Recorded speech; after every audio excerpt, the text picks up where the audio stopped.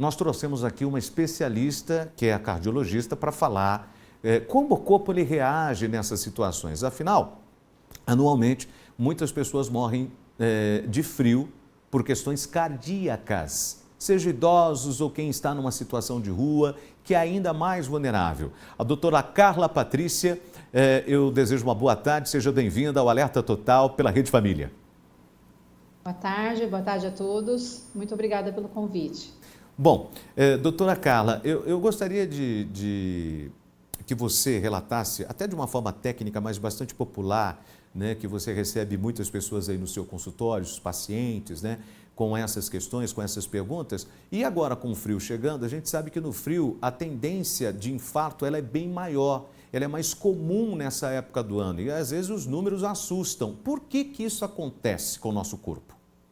Na verdade, os acidentes cardíacos, né, o infarto e o AVC, o acidente isquêmico cerebral, ele aumenta na faixa de 30% durante o inverno ou durante temperaturas mais baixas. Na verdade, assim, o organismo, para que ele funcione adequadamente, ele precisa ter uma temperatura estável. Então, o nosso corpo, ele lança de medidas para que a gente consiga manter a nossa temperatura corporal acima de 36,5, né, 36,7, que é a temperatura ideal do corpo para que ela funcione adequadamente. E com isso, o coração precisa trabalhar mais, ele funciona muito mais. E aí ele fica sujeito a ter arritmias e inclusive a diminuir o diâmetro das artérias, das coronárias, né, das artérias que levam sangue para o coração e para o cérebro. Quando a gente diminui esse fluxo sanguíneo, podem ocorrer diminuição da quantidade de oxigênio disponível para esses órgãos. E a diminuição do oxigênio para esses órgãos é que provoca o infarto e o AVC.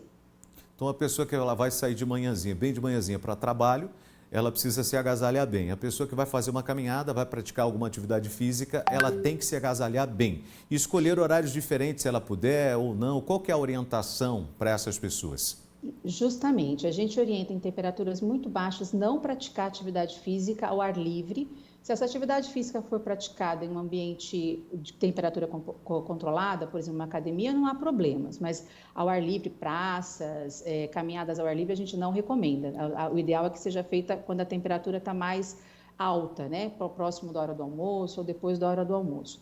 Para quem precisa trabalhar e sai muito cedo de casa, então, o uso realmente de roupas adequadas, né? Toucas, luvas, que a gente consiga aquecer as extremidades do corpo, né? Ela é muito importante. E a nossa preocupação grande é com os moradores de rua, né? Sim.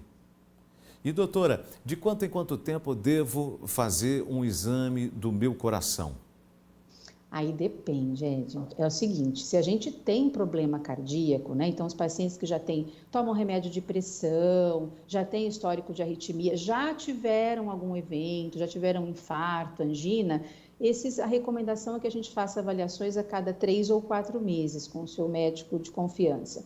Aqueles que são saudáveis, que já fizeram uma avaliação cardiológica e não tem nada acima dos 40 anos, pelo menos uma vez por ano. Agora, uma última pergunta para a doutora. Como eu percebo que eu estou começando a ter um infarto? Há alguns sintomas que a pessoa ela pode se atentar a isso e correr para um pronto atendimento e receber ajuda médica? Sim, sem dúvida. O sintoma mais comum, né, do infarto é a dor torácica.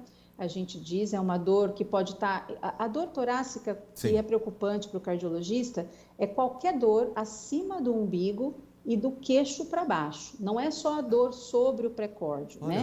Então, uma dor que seja inédita, não é uma dor que a pessoa sempre tenha, que já tem algum, por exemplo, sintoma digestivo associado. Então, um sintoma que venha do nada, sem nenhuma causa específica, acima de um umbigo e do queixo para baixo, que tem uma duração pelo menos de uns 20 minutos, ela deve ser avaliada numa unidade básica ou numa unidade de pronto atendimento, para que seja descartado que seja um infarto, né? A gente sempre nessas situações, a gente faz um eletrocardiograma, é feita uma avaliação médica global de sintomas associados. E para o AVC, que é uma outra coisa importante, que também aumenta nessa fase, é se a gente tiver uma alteração motora aguda. Então, o que é alteração motora?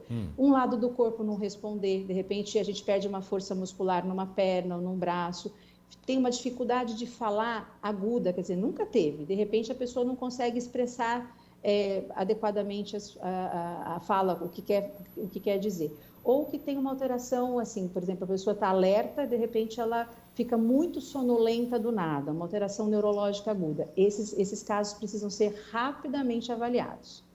Tá aí, olha, bem explicadinho. Obrigado, doutora. Agradeço a sua participação. Espero participar mais vezes com vocês, tirando dúvidas. Tá aí, gente. Obrigado, então, a doutora Carla.